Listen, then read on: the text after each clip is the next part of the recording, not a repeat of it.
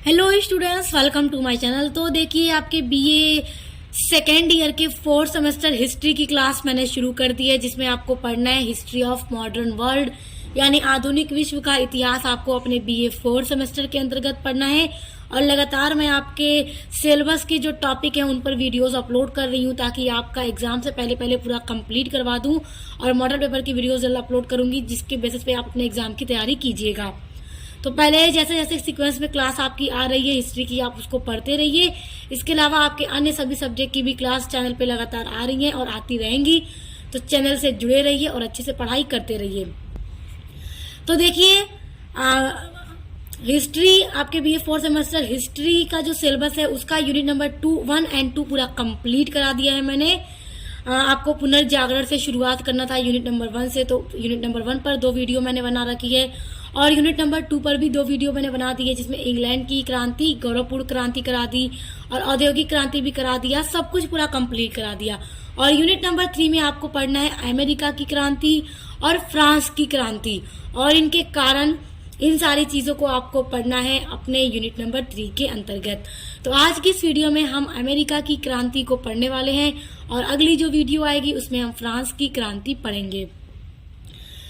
तो देखिए, जब पुनर्जागरण हुआ यूरोप में, तो उसके बाद जो यूरोप के साहसी नाविक थे उन्होंने लंबी लंबी समुद्री यात्राएं करनी शुरू कर दी, क्योंकि देखिए उन्होंने नवीन देशों की खोजें की। इसी खोजी अभियान के द्वारा 1492 ईस्वी में साहसी नाविक कोलंबस ने नई दुनिया यानी अमेरिका की खोज करके यूरोप के लोगों को आश्चर्य में डाल दिया। देखिए, कोलंबस जब यात्रा पर अपने निकले तो ये भारत की खोज करने के लिए निकले थे। देखिए, भारत आने के लिए समुद्री मार्ग की खोज अभी तक नहीं हुई थी और यूरोप वासी जो थे वो भारत के साथ व्यापार करने के लिए काफी उत्सुक थे। इसलिए ये साहसी नाविक कोलंबस निकलते हैं इंडिया की खोज करने के लिए, लेकिन ये कर देते हैं अमेरिका की खोज, जिसे नई दुनिया भी कहा जाता है। तो पेपर में आपसे पूछ सकता है, ऑब्जेक्टिव्स जिनका होता है कि नई दुनिया किस देश को कहा जाता है, तो ऑप्शन में दे देगा, तो आपका अमेरिका राइट आंसर होगा। तो ये अमेरिका की खोज करते हैं और यूरोप के लोगों को आश्चर्य में डाल देते हैं। और उसके बाद आपने पढ़ाई है कि वास्को डी गामा भारत की खोज करते हैं। तो उसके बाद देखिए, जब भारत की खोज हो जाती है तो भारत में यूरोपिया आना शुरू कर देते हैं, अपने उपनिवेश स्थापित करना शुरू कर देते हैं। फ्रांसीसी, डच, देखिए डच आते हैं, पुर्तगाल आते हैं, डच आते हैं, अंग्रेज आते हैं, फ्रांसीसी भी आते हैं हमारे भारत में। तो देखिए, उसी तरह अमेरिका को भी इंग्लैंड क्या करता है, अपना उपनिवेश बनाता है। अमेरिका को भी पूरी तरह से, जिस तरह हमारे भारत के साथ ये करता था, अमेरिका में भी कुछ इस तरह से ये करते हैं। अपने ही जिस तरह हमारे भारत में टैक्स लगा दिया करते थे, ज्यादा से ज्यादा कर लिया करते थे, वैसा वो यहाँ पर भी करते हैं। और किस तरह क्रांति होती है वो सारी चीजें हम पढ़ने वाले हैं। देखिए, इस महाद्वीप के खोज के परिणाम स्वरूप यूरोपीय साम्राज्यवादी जो शक्तियां थी, जो यूरोप की बड़ी बड़ी शक्तियां थी, जैसे फ्रांसीसी, डच, स्पेनिश, अंग्रेज आदि, यहाँ की प्राकृतिक संपदा से काफी ज्यादा आकर्षित होते हैं। अमेरिका से वो काफी ज्यादा आकर्षित होते हैं और वहां पर अपने उपनिवेश बनाने की प्रतिस्पर्धा में संलग्न हो गए। अब देखिए, यहाँ पर भी बड़ी प्रतिस्पर्धा हुई। देखिए, जो स्पेन था वो शुरू से ही अमेरिका में बसा हुआ था, यानी उसका अच्छा खासा कब्जा था स्पेन का अमेरिका पर। लेकिन जब अंग्रेज वहां जाना शुरू करते हैं, जब ब्रिटेन वहां जाता है, तो वो स्पेन को खदेड़ निकालता है और अपना वहां पे उपनिवेश स्थापित कर लेता है। अब यहाँ पे संघर्ष होता है अंग्रेज यानी इंग्लैंड के बीच और फ्रांसीसियों के बीच, क्योंकि फ्रांसीसी अपना पूरा कब्जा करना चाहते थे अमेरिका पर और अंग्रेज अपना बनाना चाहते थे।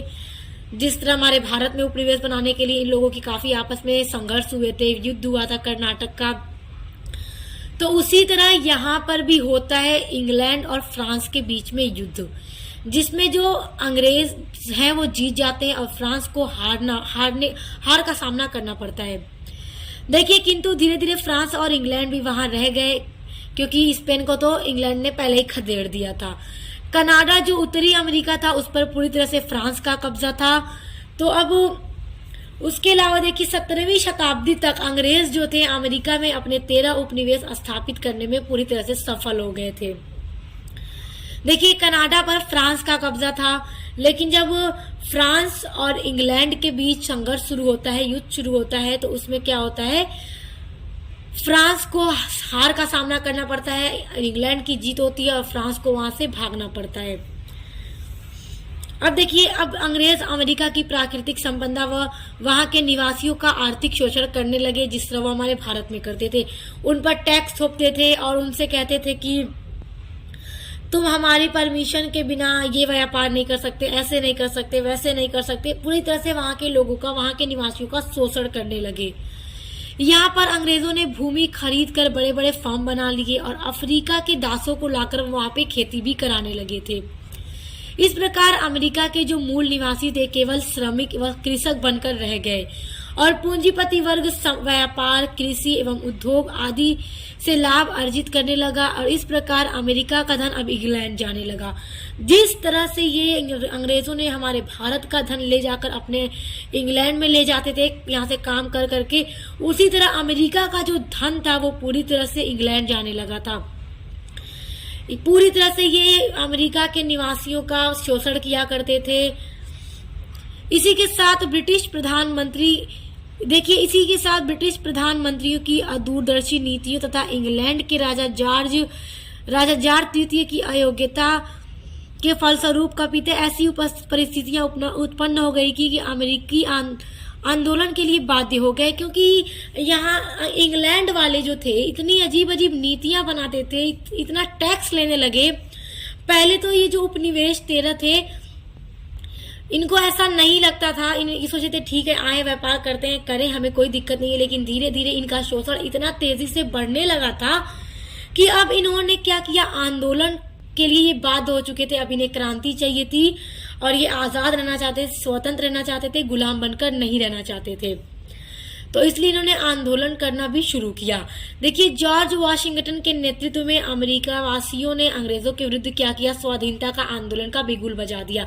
स्वाधीनता यानी कि हम आजाद होकर रहेंगे, तुम कौन होते हो हमारे लिए नीतियां बनाने वाले, हमसे टैक्स लेने वाले, हम तुम्हें टैक्स नहीं देंगे। यहाँ तक कि देखो, यदि अमेरिका के किसी भी लोग को चाय पीना हो तो अब इंग्लैंड वाले ने क्या किया, अंग्रेज ने क्या कहा, तुम चाय हमसे खरीदोगे, मतलब महंगी चाय तुम्हें लेनी होगी। मतलब इन्हें सस्ती चाय मिल रही है, फिर भी टैक्स देकर महंगी चाय क्यों इंग्लैंड से खरीदेंगे।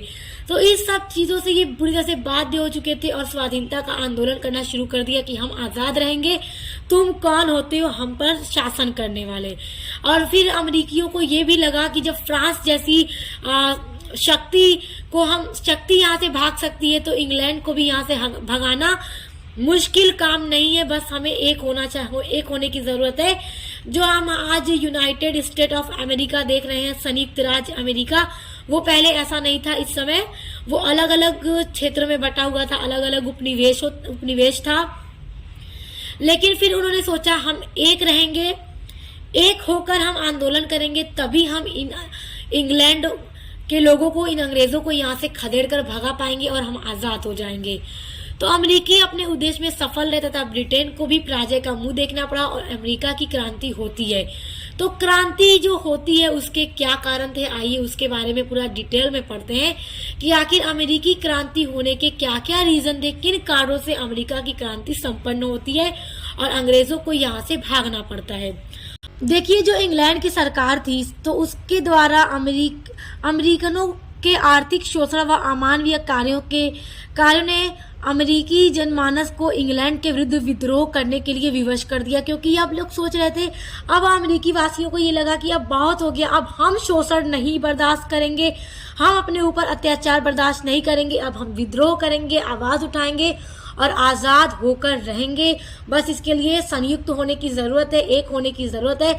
हम पूरे लोग मिलकर क्या करेंगे, आंदोलन करेंगे और आजाद हो जाएंगे। तो उसी के बाद संयुक्त राज्य अमेरिका बनता है। इंग्लैंड की सरकार ने कई ऐसे कानूनों का निर्माण किया जो उनके अपने हित में थे। यानी अमेरिका जिस तरह हमारे भारत में आकर ये सिर्फ अपने हितों का सोचते थे, उसी तरह वो अमेरिका में भी कर रहे थे। अमेरिका के जो मूल निवासी थे उनके हित में वो कुछ नहीं कर रहे थे, सिर्फ जो भी था खुद करते थे और यहाँ से काफ़ी मात्रा में धन लेकर जाते थे कमा करके। देखिए, अमेरिकी जनता के लिए स्वीट पॉइजन यानी मीठा जहर का काम कर रहे थे ये जो थे इंग्लैंड के लोग। और इन्हीं परिस्थितियों के विरुद्ध अमेरिकी जनता ने 1775 ईस्वी में इंग्लैंड के विरुद्ध विद्रोह कर दिया और कालांतर में इसी घटना ने अमेरिकी स्वतंत्रता संग्राम को दृढ़ दिया और अमेरिका की क्रांति होती है और अमेरिका जो है आज़ाद हो जाता है। अमेरिकी स्वतंत्रता संग्राम के निम्नलिखित कारण थे, जिसमें पहला कारण था अंग्रेजी सरकार के कठोर कानून। ब्रिटिश सरकार इतने कठोर कानून वहां पर बनाने लगी कि अब वहां के लोगों ने उस कठोर कानून को मानने से इनकार कर दिया। देखिए, इंग्लैंड की सरकार ने अमेरिकी जनता के हितों के विरुद्ध ऐसे कठोर कानून बनाए कि अमेरिकी जनता में असंतोष की आग फैल गई। परिणाम स्वरूप विरोध का वातावरण तैयार होता चला जा रहा था और फिर जाके अमेरिका की क्रांति होती है। देखिए, दूसरा जो कारण था वो था बोस्टन चाय पार्टी की घटना। देखिए, ये घटना आपको याद रखनी है, बहुत महत्वपूर्ण है। ये जो घटना हुई थी 16 दिसंबर 1773 ईस्वी में हुई थी। अब देखो, अमेरिका के लोगों को अगर चाय पीना होगा तो वो खुद लेकर नहीं पी सकते, वो उन्हें अंग्रेजों से ही चाय खरीदनी होगी। अंग्रेजों ने उनसे ऐसा कहा, तो इन्होंने कहा कि जब हमें सस्ती चाय मिल सकती है तो हम तुम्हारी चाय क्यों लें, क्योंकि अंग्रेजों से अगर ये चाय खरीदेंगे तो इन्हें काफ़ी मात्रा में टैक्स देना होगा। तो ये क्यों टैक्स देकर महंगी चाय खरीदेंगे? अब आप ही बताइए कि आपको एक दुकान पे एकदम सस्ता वही सामान मिल रहा है तो आप महंगा जानबूझकर क्यों लोगे? तो कुछ इस तरह का काम अंग्रेज वहां पर कर रहे थे, जिससे कि अमेरिका की जो जनता थी वो परेशान हो चुकी थी। तो इसीलिए बोस्टन चाय पार्टी की घटना होती है। देखिए, बोस्टन ये एक बंदरगाह है अमेरिका में। तो देखिए, ये जो बंदरगाह था तो अंग्रेजों ने कहा कि चाय जो है हम तुम्हें देंगे, तुम हमसे चाय खरीदोगे, उस पर टैक्स भारी मात्रा में दोगे, फिर चाय खरीद कर पियोगे। तो अंग्रेजों ने देखो क्या किया, चाय पत्ती कहाँ से ले गए? हमारे भारत से ले गए। भारत से वो चाय लेकर गए ब्रिटेन, ब्रिटेन से फिर वही चाय गई बोस्टन बंदरगाह पर। तो देखिए, अब इन्होंने अमेरिका की जनता ने कहा भैया हम इतनी महंगी चाय नहीं पियेंगे, ये कौन होते हैं हमसे ज़बरदस्ती करने वाले, हमें इनकी चाय नहीं चाहिए। तो सैमुअल एडम्स के नेतृत्व में यहाँ के लोग क्या करते हैं, देखो, जहाज़ों में घुसते हैं और पूरी चाय पत्ती का जो बोरा होता है, समझ लीजिए, पूरी चाय पत्ती उठाते हैं और समुद्र में फेंक डालते हैं। कहते हैं लो हमें इतनी महंगी चाय नहीं पीनी है, अब लो तुम्हारी चाय, हमने सब डाल दी समुद्र में। और किसके नेतृत्व में ऐसा वो करते हैं? सैमुअल एडम्स की नेतृत्व में करते हैं। और ये बोस्टन चाय पार्टी की घटना कब हुई? तो 16 दिसंबर 1773 ईस्वी में हुई। तो ये जो घटना थी ये भी अमेरिका की क्रांति को काफ़ी बढ़ावा देती है। और अमेरिकी वासियों ने क्या किया, पूरी चाय पत्ती उठाई और समुद्र में फेंक डाला कि हमें चाय नहीं पीनी, हम इतनी महंगी चाय नहीं पियेंगे, हम 1 रुपया नहीं देंगे। तो देखिए, ये जो 1773 में बोस्टन चाय पार्टी की घटना हुई, उसने आग में घी का काम किया और इस घटना के कारण अंग्रेजी सरकार ने दमनकारी नीति चलाई। अब जो अंग्रेजी सरकार थी उसने देखा ये ऐसा कर रहे हैं, हमारी पूरी चाय पत्ती उन्होंने समुद्र में फेंक डाली, तो उसने पूरी सेना तैयार की और वहाँ भेजा, ब्रिटेन से भेजा, अमेरिका भेजा और कहा दमनकारी नीति अपनाई कि जाओ वहाँ के लोगों को मार कर फटकार कर सीधा कर डालो। इस तरह की नीति उन्होंने अपनाई, जिसे अमेरिका की जनता ने खारिज करते हुए विरोध अभियान किया और तेजी से अभियान करना शुरू कर दिया कि हम आज़ाद होकर रहेंगे। तीसरा कारण देखिए, 1765 में इंग्लैंड की सरकार के ने स्टाम्प एक्ट नामक एक कानून पारित किया और अमेरिका की जनता पर करों का नया पुलिंदा थोप दिया कि तुम्हें कर देना ही पड़ेगा। और अमेरिका की जनता कर देने को तैयार नहीं थी। देखिए उन्होंने क्या कहा, अमेरिका की जनता ने इसे नकारते हुए स्वतंत्रता का बिगुल बजा दिया कि हम आज़ाद होकर रहेंगे। और इस एक्ट के विरोध में अमेरिकनों का कहना था कि इंग्लैंड के पार्लियामेंट में कोई भी अमेरिका का प्रतिनिधि नहीं है। देखो, अमेरिकी जनता ने स्टाम्प एक्ट का पूरी तरह से विरोध किया और उन्होंने कहा कि हम कर नहीं देंगे, क्योंकि इंग्लैंड के पार्लियामेंट में अमेरिका का कोई सदस्य नहीं है, तो इसीलिए हम टैक्स नहीं देंगे। देखिए उन्होंने क्या नारा लगाया, नो टैक्स विदाउट रिप्रेजेंटेशन, यानी कि जब कोई हमारा प्रतिनिधित्व इंग्लैंड के पार्लियामेंट में नहीं है तो हम कर क्यों दें, हम नहीं देंगे। इसलिए अंग्रेजी सरकार को हम कर लगाने का कोई अधिकार नहीं देते हैं और इसका विरोध करते हुए अमेरिका की जनता ने नारा लगाया, प्रतिनिधित्व नहीं तो टैक्स नहीं, नो टैक्सेशन विदाउट रिप्रेजेंटेशन का एक नया नारा दिया। उसके बाद चौथा देखिए कारण स्वतंत्रता की भावना, अमेरिकी उपनिवेशों में स्वतंत्रता की भावना विकसित का कार्य Jefferson, Thomas pen, John Milton तथा जॉन लॉक जैसे प्रसिद्ध लेखकों ने किया। देखिए उन्होंने स्वतंत्रता से रिलेटेड पुस्तकें छोटी छोटी लिखनी शुरू कर दी और उसको कॉपी करा के लोगों में बांटना शुरू कर दिया, जिससे कि लोग स्वतंत्रता की भावना लोगों में जागरूक हो गई कि हमें गुलाम होकर नहीं जीना, हम अपने ही देश में क्यों किसी और के गुलाम होकर जिएंगे, हम भी आज़ाद होकर रहेंगे। तो इन सभी लेखकों ने भी क्या किया, अमेरिका के उपनिवेशों में स्वतंत्रता की भावना को विकसित कर दिया। और पांचवा देखिए अमेरिकी स्वतंत्रता की घोषणा और स्वाधीनता संग्राम का आरंभ होना। देखिए 4 जुलाई 1776 ईस्वी को अमेरिका ने स्वतंत्रता संग्राम की घोषणा कर दी कि अब हम आज़ाद होकर रहेंगे और इसीलिए 4 जुलाई को हर साल अमेरिका में आज़ादी के रूप में मनाया जाता है। तो देखिए इसी के साथ स्वतंत्रता आंदोलन प्रारंभ हो गया, क्योंकि 4 जुलाई 1776 को अमेरिका की जनता ने स्वतंत्रता की घोषणा कर दी थी और इसी के साथ जो फ्रीडम का आंदोलन था वो और तेजी से हुआ और यह युद्ध 1783 ईस्वी तक चला। इस युद्ध में जॉर्ज वाशिंगटन ने अमेरिकी की सेना का नेतृत्व किया और 1783 ईस्वी में पेरिस की संधि हुई और इसके बाद संयुक्त राज्य अमेरिका का जन्म हुआ, क्योंकि सभी लोगों ने सोचा, वहाँ की जनता ने, कि हम अलग अलग बटकर नहीं रहेंगे, हम एक हैं। जब तक हम संयुक्त नहीं होंगे, एक नहीं होंगे, हम आज़ाद नहीं हो पाएंगे। तो वहाँ की जनता एक हो जाती है, संयुक्त हो जाती है और यूनाइटेड स्टेट ऑफ अमेरिका का जन्म हो जाता है और 1789 ईस्वी में अमेरिका का लिखित संविधान भी बनकर तैयार हो जाता है। और अमेरिका का संविधान पहला संविधान था जो विश्व का पहला संविधान है जो लिखित संविधान था, जो 1789 ईस्वी में बनकर तैयार हो जाता है। अच्छा देखिए, जब अमेरिका के लोग संयुक्त हो गए कि हम आज़ाद होकर रहेंगे, तो इन्हें काफ़ी विदेशियों की भी सहायता मिली, जिसमें फ्रांस ने भी अमेरिका की हेल्प की। अब देखो, दुश्मन का दुश्मन दोस्त होता है, क्योंकि फ्रांस को इंग्लैंड ने ही धकेल दिया था, धक्का दे दिया था कि तुम्हें यहाँ आने की ज़रूरत नहीं है, ये इंग्लैंड से हार चुका था और अमेरिका से जा चुका था। तो फ्रांस ने सोचा कि मैं अगर अमेरिका का साथ दूंगा तो इंग्लैंड को यहाँ से निकाल भगाऊंगा और फिर पीछे से मैं भी घुस जाऊंगा और फिर जाकर अमेरिका पर कब्जा कर लूंगा। तो यहाँ पर वो अपने हित के लिए अमेरिका का साथ दे रहा था, जबकि अमेरिका का साथ दे रहा था। तो अमेरिका के लोगों ने सोचा अब तो हम संयुक्त हो जाएंगे और इस बार जब हम आज़ाद हो गए तो हम किसी को अपने देश में आकर खुद पर राज करने की मतलब इजाज़त नहीं देंगे। थोड़ा सा तबीयत खराब है तो इसलिए सॉरी। देखो उसके बाद स्पेन भी साथ देता है, अमेरिका का इंग्लैंड से आज़ाद होने में। उसके अलावा हॉलैंड और नीदरलैंड भी साथ देते हैं अमेरिका का, और नीदरलैंड का भी यहाँ पे अपना कुछ हित था जिसके वजह से वो अमेरिका का साथ देता है। इसका मकसद ये था कि जब युद्ध में इंग्लैंड फ्रांस के साथ बिजी रहेगा, हम इसको, हॉलैंड ने अमेरिका का साथ दिया, जब इंग्लैंड अमेरिका के साथ युद्ध में बिजी रहेगा तो हॉलैंड ने सोचा कि जब इसकी सारी स्थिति यहाँ पे कमज़ोर होने लगेगी तो हम एशिया में अपनी मजबूती अच्छी बना लेंगे। तो मतलब हर कोई अपने हित के लिए अमेरिका का साथ दे रहा था, लेकिन फाइनली अमेरिका आज़ाद हो गया और प्रतिवर्ष 4 जुलाई को वहाँ स्वतंत्रता दिवस मनाया जाता है।